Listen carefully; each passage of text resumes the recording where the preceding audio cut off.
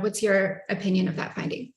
Well, I think the first important thing is that we must all keep an open mind as to all possibilities need to be entertained. There certainly is a dichotomy of opinion on that. The FBI and now the DOE with low confidence feels that it was a lab leak, whereas 4 other intelligence agencies feel with low confidence that it actually was a natural occurrence. The data that evolutionary virologists have submitted and published in peer-reviewed journals rather strongly suggests that it was a natural occurrence. So the only thing we could say is that there appears to be obviously a disagreement. I'm not sure exactly of the data upon which the Department of Energy statement was made. It would be nice to see those data in order to make an evaluation of the validity of that. But again, the bottom line is we need to keep an open mind until one definitively nails down what the origin is. Mm-hmm. In your opinion, how likely do you think it is to have originated as a lab leak or lab accident? It's very tough to say. I mean, you have to look at the data. I don't see any data for a lab leak. That doesn't mean it could not have happened, and that's the reason why I keep an open mind always about that. But the thing that I think is rather compelling is if you look at a group of international evolutionary virologists have examined the situation epidemiologically and virologically in and around the Wuhan markets and have come to the conclusion, without necessarily being 100% certain, but they are strongly feeling that this was a natural occurrence. And they published this in Science in 2 articles in a peer-reviewed journal, Science. Whether or not that is actually the case, again, you have to keep an open mind, and that's what we're all doing, is to keeping an open mind. But the evolutionary virologists who've examined this carefully feel that it was a natural occurrence. Mm-hmm. Personally, do you feel like it's about 50-50, the evidence or lack of? I don't think you can go there. I'm not putting any numbers on it, no. What do you think needs to be done to get to the bottom of the pandemic's origins? I think we need openness and transparency in order to allow international scientists, including Chinese scientists, to be able to go into China, in Wuhan, look at serosurveys, monitor what viruses are actually circulating in the animal population, in the bat population, and in those wild animals that are brought to market, which could have been the source of the jumping of species, if in fact that did happen.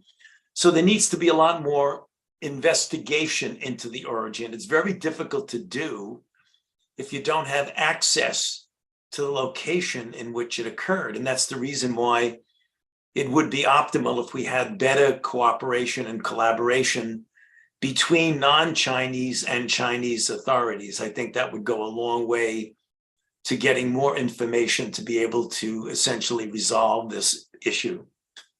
Mm-hmm. Do you think we'll ever know how the pandemic originated?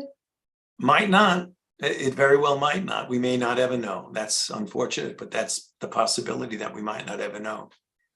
Okay. Well, let's move on from the pandemic's origins to how things stand now. Can you just talk a little bit about how you think where we stand now in the pandemic trajectory? Just kind of tell us where we are Sure. now. Well, I mean, if you look at where we are now with regard to the prevalence of transmission, the hospitalizations per day, the number of deaths per day, we are dramatically better off than we were a year ago this time in the first few months of Omicron, where we were having 800 to 900,000 new infections a day and 3,000 to 4,000 deaths per day. Now we're very, very much lower than that, with about 400 to 500 deaths per day, which means we're doing much better. But, and it's a big but, we shouldn't be complacent about the fact that we're still seeing 400, 450, and sometimes 500 deaths per day. That's unacceptably high. So there's good news and there's sobering news. The good news is that we're much better off than we were a year ago. The sobering news is that we're not out of the woods yet on this.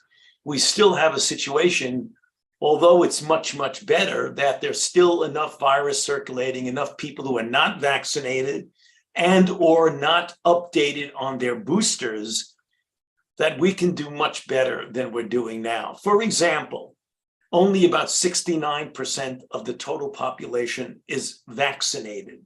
We need to do much better. When you compare us with other countries, even countries in the developing world, our vaccination level isn't as good as many countries. Number two, if you look at the eligible people who are eligible to get the updated BA.4/5 boost, only about 19% of them have gotten that updated boost. Again, we need to do much better than that. So that's what I mean about good news, sobering news. We're doing better than we were, but we can do a lot better. Mhm. I mean, I know it's kind of hard to predict, but I mean, how and when do you think we will get to a place where COVID-19 recedes, even more as a threat compared to today?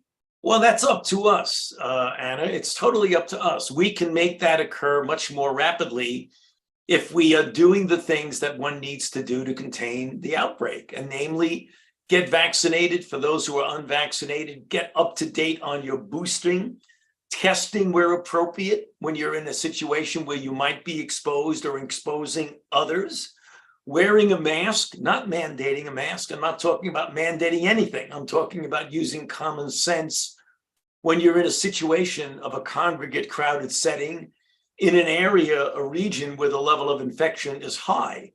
It would make sense to protect yourself and your families and those to whom you yourself might be exposed. Those are the things we can do to make things better. Mhm. Speaking of masks, there was an influential report, the Cochrane Review, that came out recently that seemed to cast doubt on the efficacy of masks and led many commentators to say that it was evidence that masks don't work and have never worked. Right. Can you talk a little bit? Can you explain what that review was, Yeah. what it showed, and what the evidence is for or against, of how efficacious masks are? Well, it's a meta-analysis of a very large number of studies, many of which had nothing to do with COVID, and many of which did studies in masks that were not regularly worn every day and properly. So most epidemiologists, and this goes well beyond my own opinion, but most epidemiologists feel that that's a rather flawed study, that Cochrane report. In fact, it's been somewhat significantly criticized by a large number of epidemiologists, because when you look at it, there were only 2 studies in that entire meta-analysis that were exclusively looking at masks with COVID, not all of the other studies that are grouped in there that can somewhat dilute the data. So again, I did not do the study. I'm just reporting to you what other epidemiologists are having some concern about.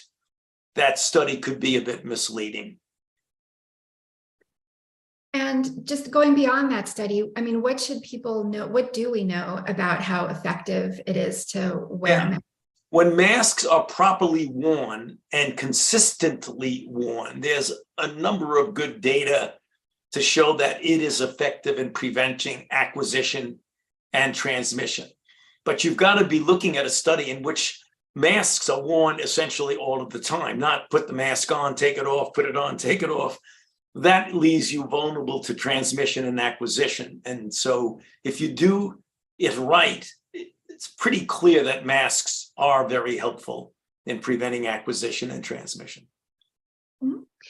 And we actually have a question related to masks. One audience member wrote in and she would like to know, is it safe now to attend meetings or go to church without wearing a mask? Or are we still in a stage where we should be wearing masks in crowded situations?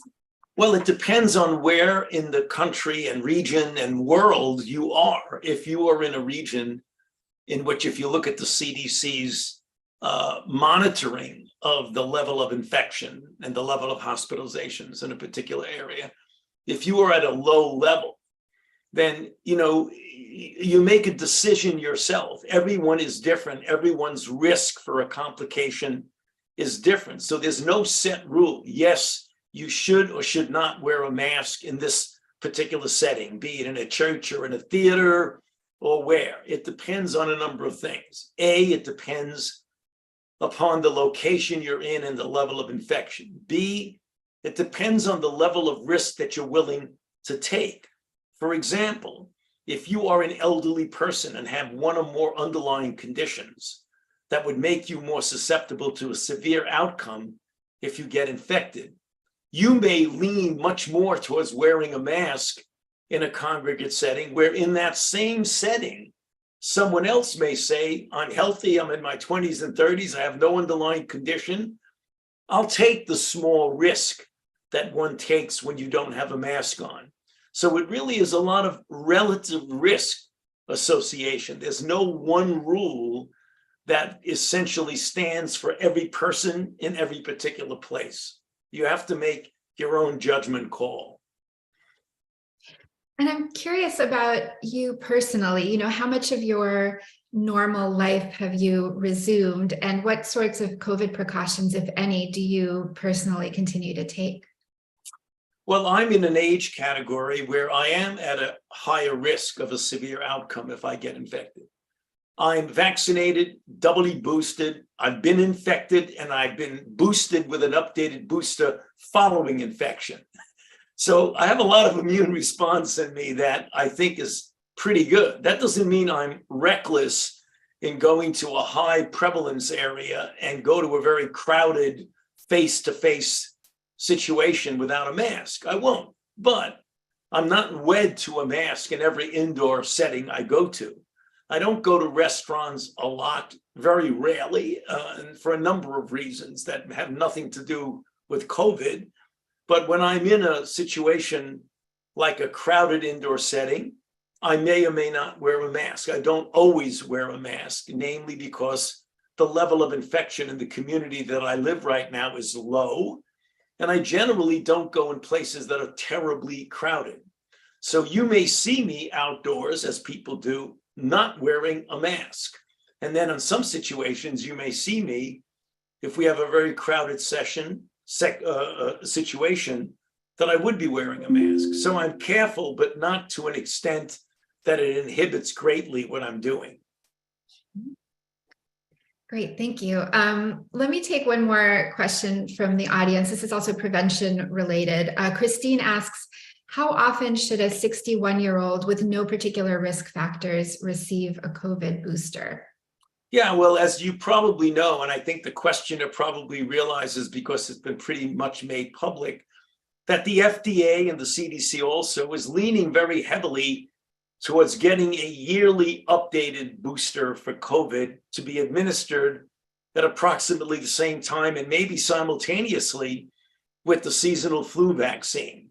Now, that's not a perfect solution, but it's one of those situations where you don't want the perfect to be the enemy of the good, where if you can get a lot more people keeping updated regularly on a once-a-year basis, you could probably save a lot of infections and hospitalizations. So that's, although not an absolute recommendation, it's where the FDA and the CDC are leaning towards that once-a-year updated booster at a time when you're giving the flu shot on a seasonal basis.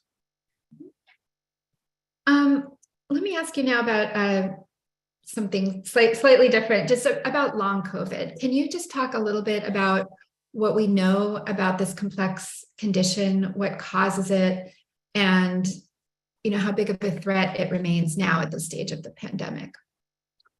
Well, long COVID is a real phenomenon. It's the persistence or evolution of new symptomatology after the acute phase and recovery from a typical COVID infection, be it one that's mildly, moderately, or severely symptomatic. You can get long COVID after any of those scenarios. And it's a constellation of signs and symptoms, the underlying pathogenesis of which is not known, though there are some hints about some aberrant immunological or inflammatory response associated with COVID. And the symptoms are protean. They're very, very wide ranging, from severe fatigue, exercise intolerance, sleep disorders, neurological situations like tingling in the fingers and the toes, and temperature dysregulation, the bottom line is we need to know a lot more and learn a lot more about long COVID, because it's symptoms that can last anywhere from weeks to months to as long as a year in some individuals.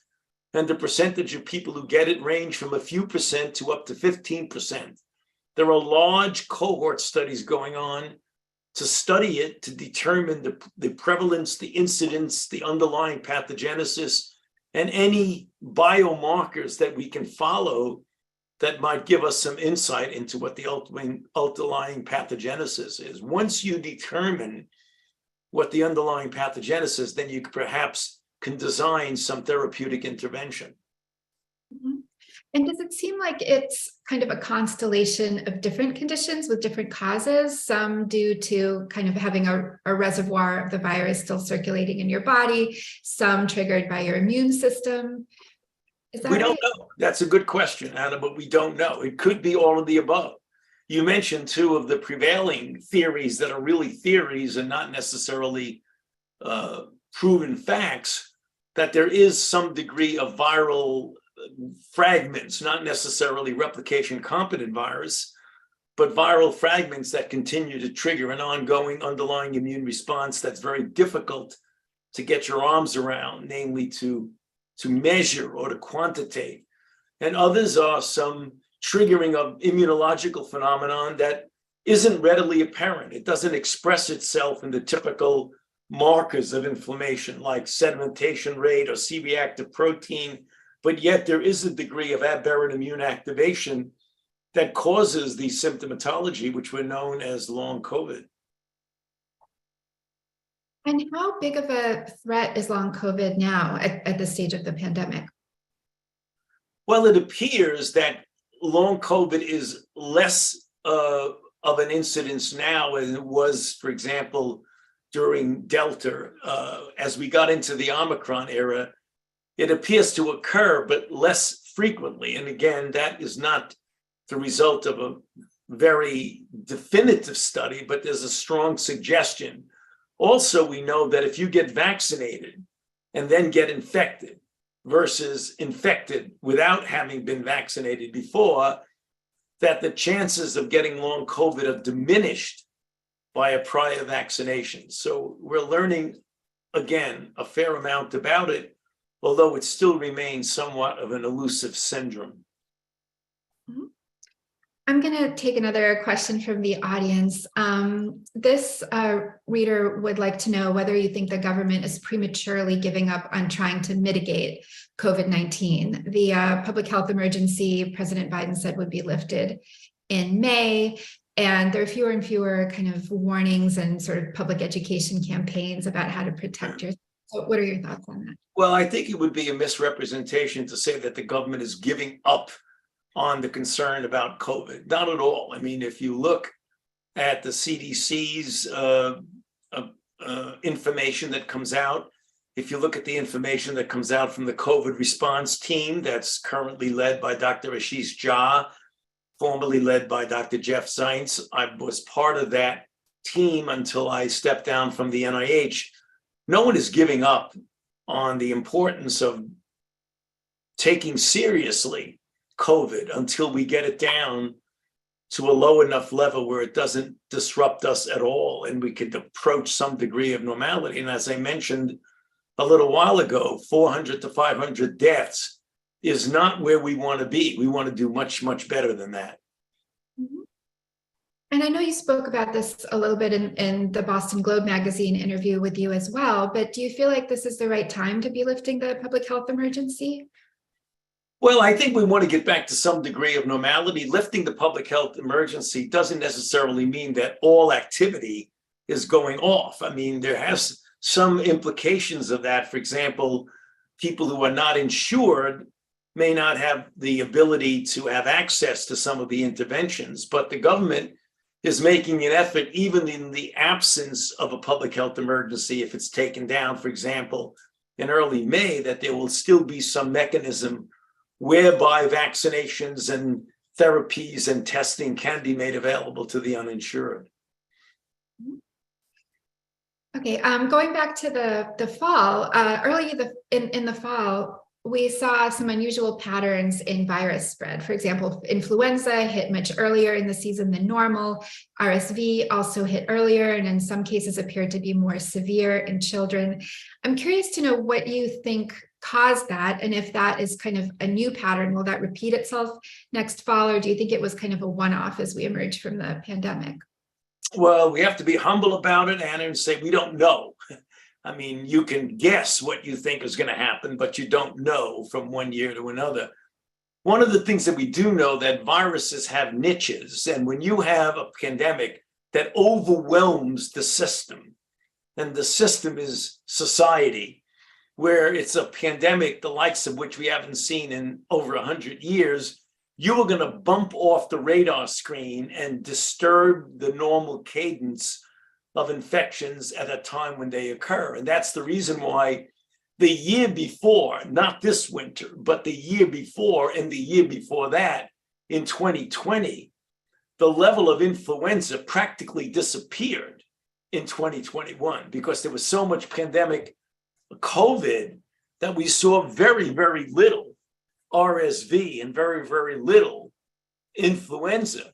So now when you get to this past fall and winter, we saw influenza and RSV come back with somewhat of a vengeance. It came back early and hard, both RSV and influenza. That's not surprising since you perturbed the natural rhythm of the evolution of these infections profoundly by the pandemic of COVID itself. Now you're asking me, does that mean next year and the year after we're going to turn to the normal cycle where influenza and RSV are predominantly in the middle of the winter? I don't know. I wouldn't be surprised if that does normalize in the next year, but I can't say for sure. So even as we're still kind of emerging from this current pandemic, there are frequent reports about possible next pandemics. And right now, the avian influenza H5N1 has been in the news a lot.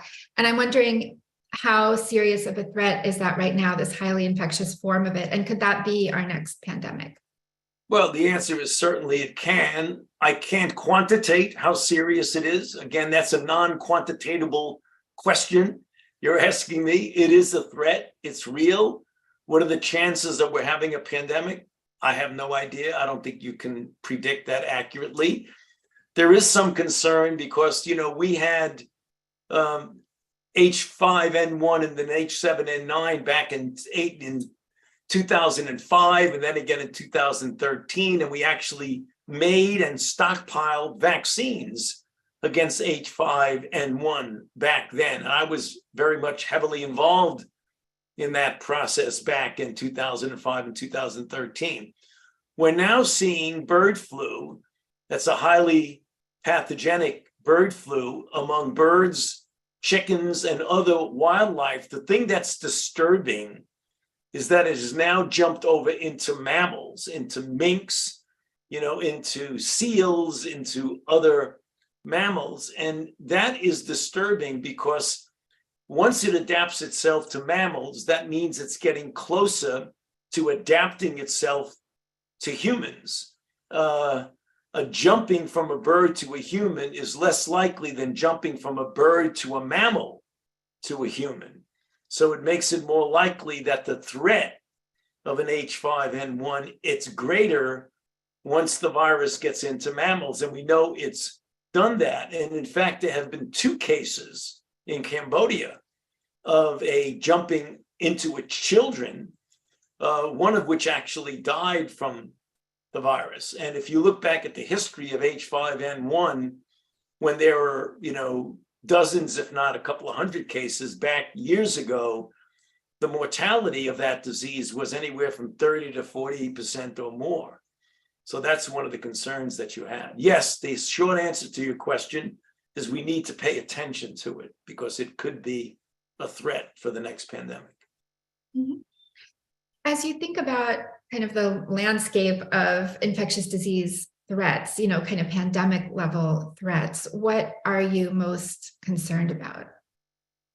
Well, I'm still concerned about coronaviruses because there are a lot of coronaviruses out there. We've had 3 outbreaks of coronaviruses. One was SARS-CoV-1 in 2002, one was MERS in 2012, and now we have COVID-19 in the end of 2019, the beginning of 2020. So I think that's pretty much of a lessons learned. We have to really be careful and pay attention to these evolving coronaviruses in the environment, which is the reason why you heard me discuss about the importance of surveying the environment and seeing what's out there, not manipulating it, but surveying it and seeing what's out there in order to get a feel for what the threat is. The other possibility is what you just mentioned, another pandemic flu. We've had a devastating pandemic of flu in 1918, killed anywhere from 50 to 100 million people globally. Then we had another pandemic in 1957, another one in 68, and another one in 2009. So the idea of a pandemic influenza is not just, some made up threat. It's something we've experienced multiple times before. So I would think that pandemic flu and coronaviruses are just 2 of the possibilities of an outbreak of the next pandemic. What do you think, we have learned so many lessons from the current pandemic, but where do you think gaps remain in terms of our preparedness for the next pandemic? Well, if you look at the lessons learned from the COVID-19, I, for clarity's sake, put the response, the preparedness and the response into 2 separate buckets.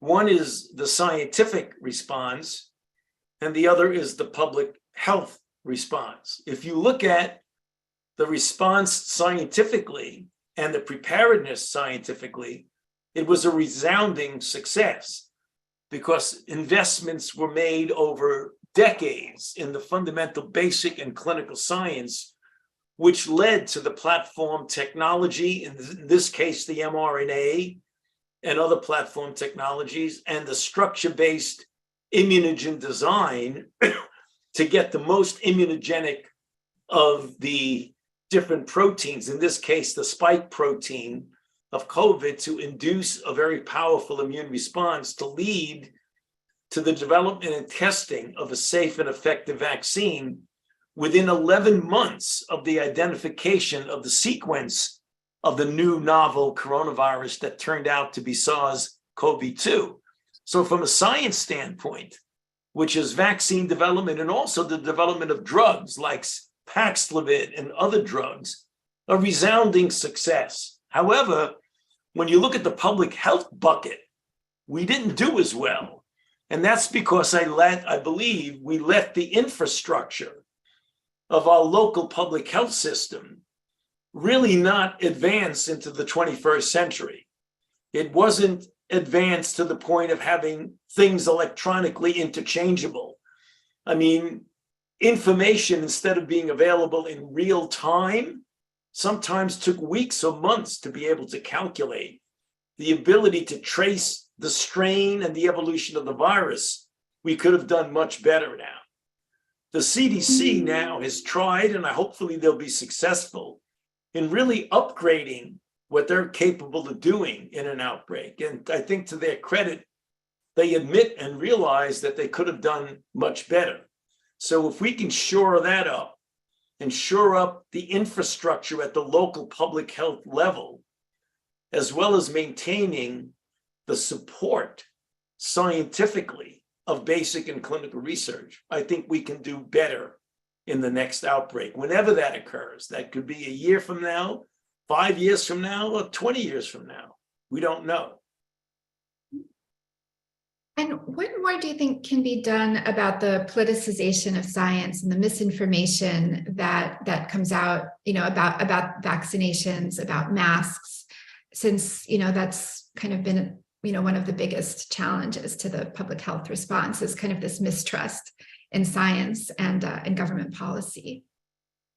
Well, it's very unfortunate because what you say is true. I mean, there has been a considerable amount of politicization of science, and we can see that because of the divisiveness in our own country, where clear fundamental public health principles are not adhered to. In fact, there's polar opposites of the people deciding whether it's important to get vaccinated or to get boosted or to wear a mask or what have you. That's unfortunate. And I don't think I have a clear, easy answer to this. This is something that's somewhat deep-seated, and the only way that we can counter misinformation is by putting out a considerable amount with a degree of effort of what the correct public health-based, evidence-based information is. And that's the reason why I believe scientists should be out there more talking about true data and true evidence-based information, as opposed to the distortion and misinformation that seems to be so prevalent these days.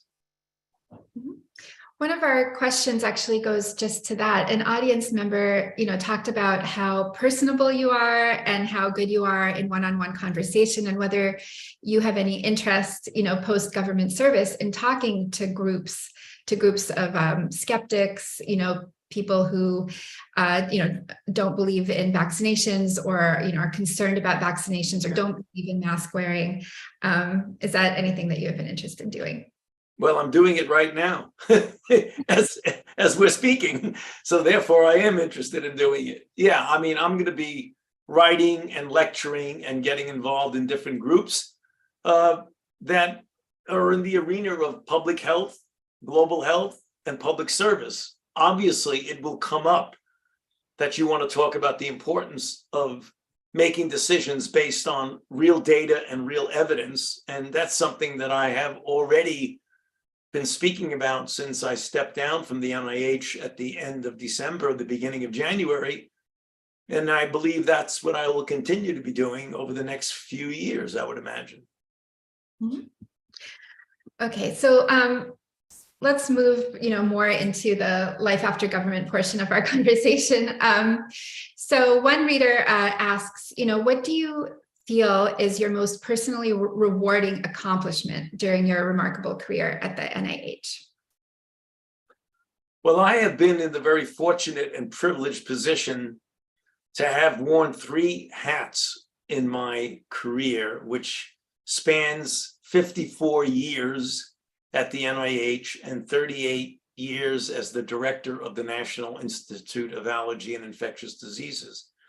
And in that more than half a century of government service, I have 3 hats. One is as a scientist. One is as the director of a large institute, the largest research institute in infectious diseases in the world. And the other is that someone who had the opportunity to get involved in policy making. So as a scientist, I feel very good about my contributions, both pre-HIV, namely when I did the work on developing therapeutic regimens that are highly successful in putting into a high level of remission non-neoplastic inflammatory, non-infectious inflammatory diseases of the blood vessels called the vasculitides, and then spending 40 years of work delineating the pathogenic mechanisms of HIV. So that's my own individual research accomplishment.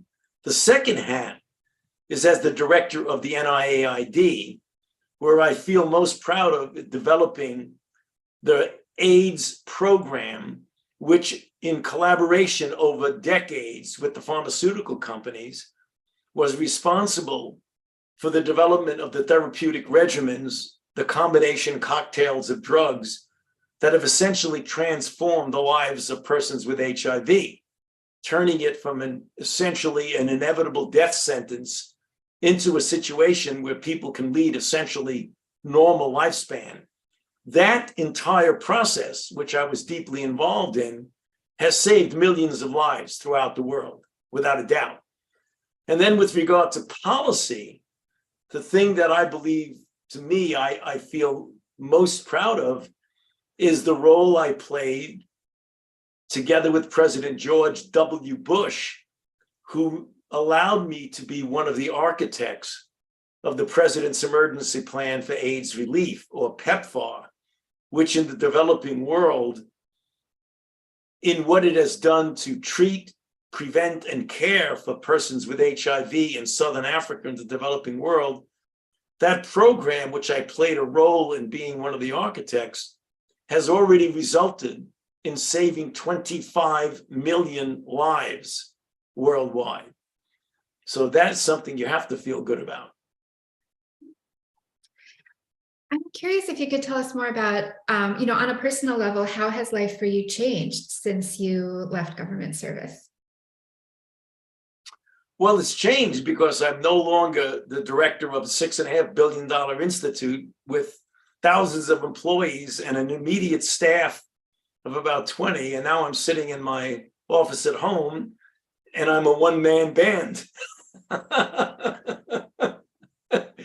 No, but I will very likely be associated with an organization sometime soon. I'm saying that facetiously, but I'm continuing to lecture, to write, to get involved in situations like we're doing right now with you with the Boston Globe. But I will be continuing along the line of activities in the arena of public health and infectious diseases.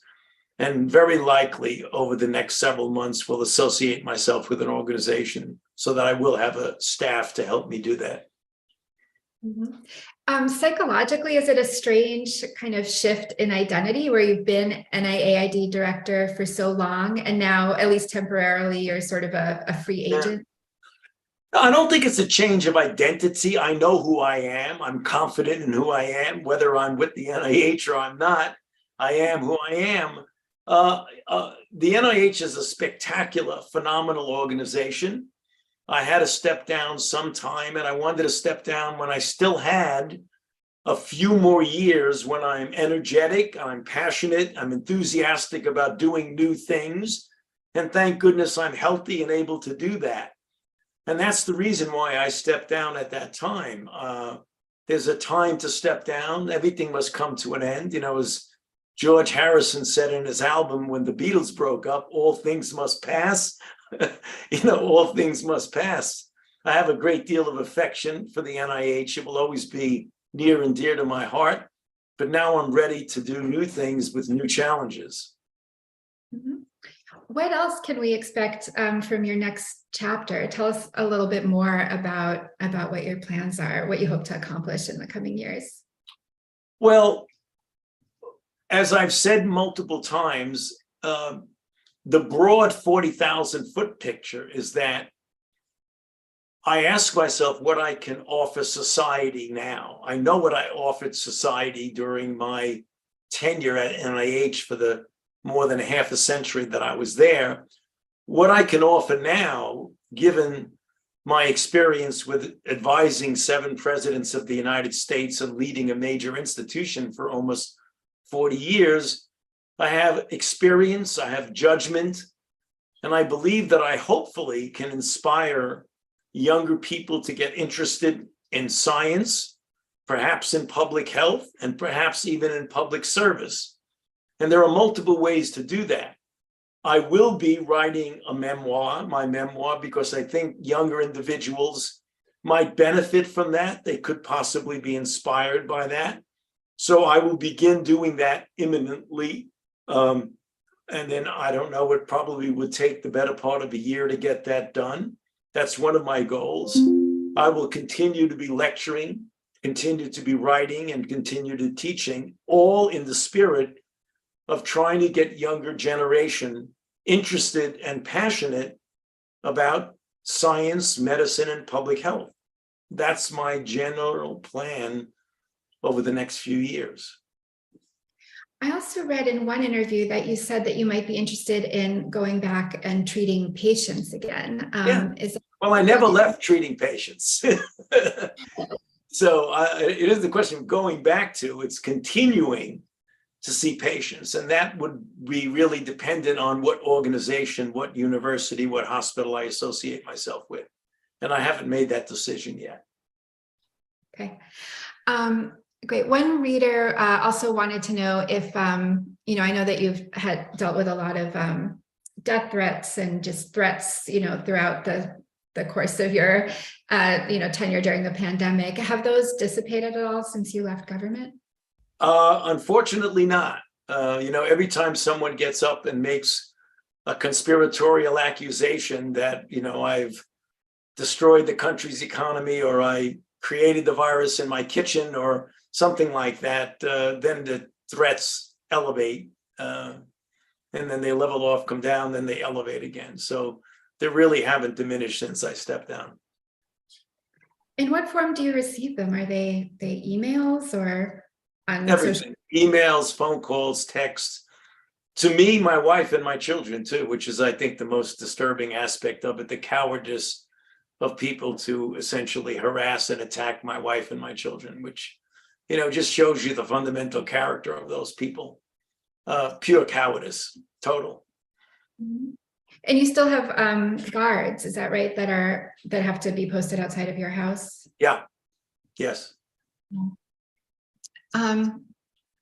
Well, thank you so much for joining us today. We really appreciate your time. Do you have any parting thoughts that you'd like to leave us with? No, thank you. This is a very good conversation. I appreciate the opportunity to having to chat with the people who've asked the good questions. They were really quite good questions. So it was quite enjoyable. I appreciate it. Thank you for the opportunity.